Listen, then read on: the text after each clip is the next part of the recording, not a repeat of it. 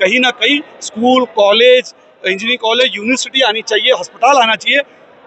जमीन आपकी होगी, पैसा कौम का होगा, परमिशन दिलाने की हाजी अरफात शेख की सरकार से जिम्मेदारी रहेगी। अच्छा, अक़लियतों को लेकर इतनी फिक्रमंद जो है वो गवर्नमेंट है, तो फिर अक़लियतों को कहीं टिकट क्यों नहीं दिया जाता? मुस्लिम ना कोई एमपी ना कोई एमएलए, भाजपा क्यों इतना जो है मुसलमानों से जो है इज्तिनाब बरतती है फिर?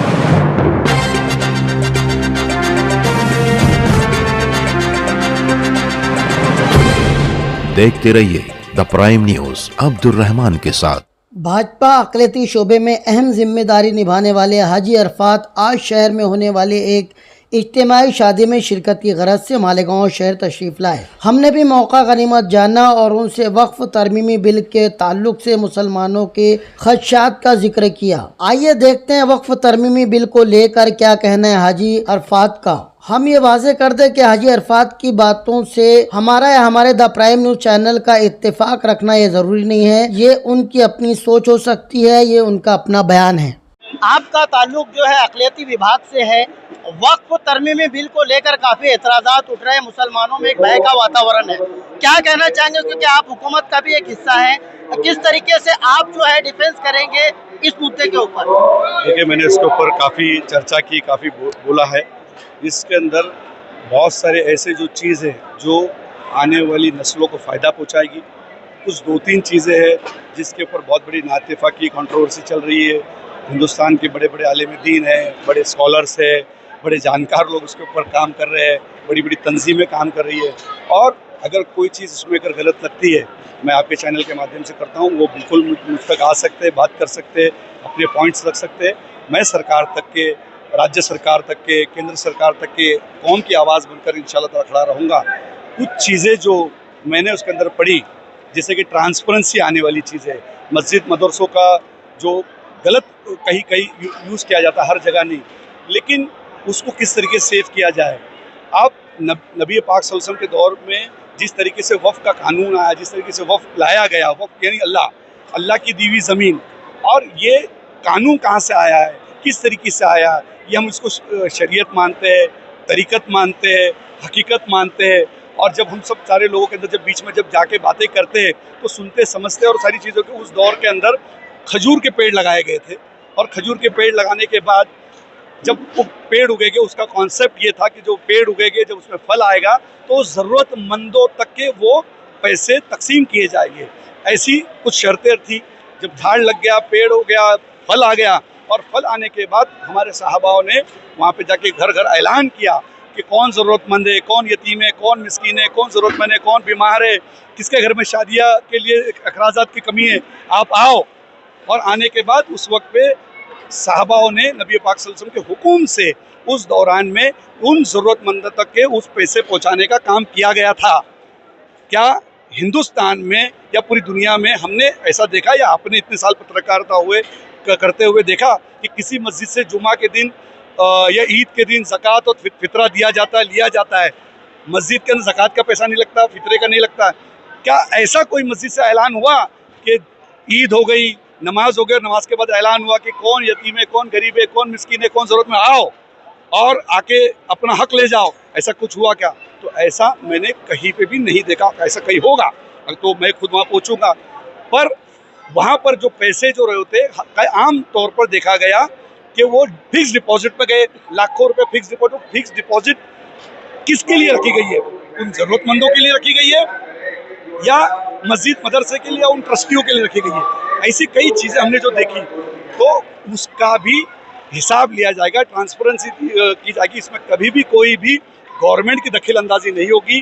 गवर्नमेंट ना वो पैसा लेगी, ना मस्जिद के ट्रस्ट पे आएगी, ना मस्जिद के ऊपर उसका कोई लेना देना होगा। फिर कहा गया कि वहाँ पे कोई हिंदू ट्रस्ट के ऊपर आएगा। अरे भाई साहब, आज पूरी दुनिया के अंदर क्यों बड़े बड़े जो चिल्लाने वाले मुस्लिम लीडर है वो बोलते क्यों नहीं? आज जो उसका अध्यक्ष है पूरे हिंदुस्तान के अंदर, जीपीसी का जो उसके ऊपर लड़ रहा है, उसका अध्यक्ष का नाम है जगदम्बिका पाल। वो अध्यक्ष हिंदू है, और आप लोगों को गुमराह कर रहे कि वक्फ बोर्ड का अध्यक्ष है। तो वक्फ बोर्ड पे कभी भी अध्यक्ष कोई हिंदू नहीं आएगा। किसी मस्जिद के ऊपर या किसी ट्रस्ट के अंदर कोई भी हिंदू अधिकारी या उसके अंदर कोई मेंबर नहीं आएगा। ये बात स्पष्ट है। वक्फ बोर्ड के पहले हम जाते थे चैरिटी कमिश्नर में, हमारे सारे डॉक्यूमेंट चैरिटी कमिश्नर में रजिस्टर होते थे। तो चैरिटी कमिश्नर क्या मुसलमान था क्या? वो तो हिंदू ही था ना। आज कई मस्जिद आज भी और मदरसे, कई इदारे, कई दरगाह चैरिटी में रजिस्टर है, वक्फ बोर्ड में नहीं है। तो चैरिटी कमिश्नर हिंदू ही है ना। तो कहीं पे भी कुछ नहीं है। उनका कुछ चीज़ों के अंदर पार्लियामेंट में अगर कभी कोई आवाज़ उठाना है या अपनी बात रखना चाहिए तो कोई मेंबर होना चाहिए जो अपनी बात रखे। आज जगदम्बिका पाल को अगर आप मिलेंगे, कभी मैं आपका टाइम लेके मौका दूंगा, आप जब उनसे बात करेंगे या फ़ोन पर अगर बात करेंगे तो आपको ये पता नहीं चलेगा कि मुसलमान बात कर रहा है कि हिंदू बात कर रहा है। जिस तरीके से हमारे आलिम दीन सलाम करते हैं उस तरीके से उनका सलाम का जवाब होता है। और सबसे ज़्यादा यूपी में मुसलमान जैसा मालेगांव जैसा है उस तरीके से उस इलाके से जीत के आने वाला बीजेपी से एक खासदार होगा, वो जगदम्बिका पाल है। और वो आज बात को पूरी हिंदुस्तान की वक्फ बोर्ड की देखरेख कर रहे हैं, उसके ऊपर काम कर रहे हैं। तो कहीं ना कहीं मैं इन शॉर्ट इतना ही कहूँगा कि किसी भी मुस्लिम लीडर या किसी भी संस्था को या कोई बड़े वकील हो या स्कॉलर हो, जिनको भी लगता है कि ये पॉइंट गलत है और इस पॉइंट के ऊपर हमने सरकार से बात करना चाहिए, मैं एक मुसलमान होने के नाते किसी पार्टी का लीडर बोलकर नहीं, इस कौम का भाई बोलकर ज़रूर महाराष्ट्र के मुख्यमंत्री जी, महाराष्ट्र के उप मुख्यमंत्री जी, केंद्र सरकार से, जगदम्बिका पाल साहब से, या जहाँ जहाँ दरवाज़ा खटखटाना है उसके अंदर मैं आपका साथ एक पिलर बन के आपका साथ दूंगा। क्योंकि बहुत सारी चीज़ हो सकता है, कुछ अटपटी चीज़ होगी जो मैं नहीं उसको जान पाया, लेकिन जो चीज़ अच्छी चीज़ है उस अच्छी चीज़ को कहीं ना कहीं पकड़ना चाहिए। बिल पास हो गया है, अच्छे काम करना चाहिए। हिंदुस्तान के अंदर, महाराष्ट्र के अंदर, कम से कम मेरे महाराष्ट्र में इंजीनियरिंग कॉलेज होना चाहिए, लॉ कॉलेज होना चाहिए, डेंटल कॉलेज होना चाहिए। हमारे बच्चों के लिए अगर लॉ कॉलेज जाती तो हमारी बच्चियाँ पढ़ेगी, स्कॉलर बनेगी, कानून सीखेगी। तो ऐसी वक्फ बोर्ड की ज़मीनों के ऊपर हमारे जो पूर्वजों की दरगाहों की, हमारे लोगों की जो ज़मीनें हैं, वक्फ की ज़मीनें, उस ज़मीनों के ऊपर खाली नहीं होना चाहिए।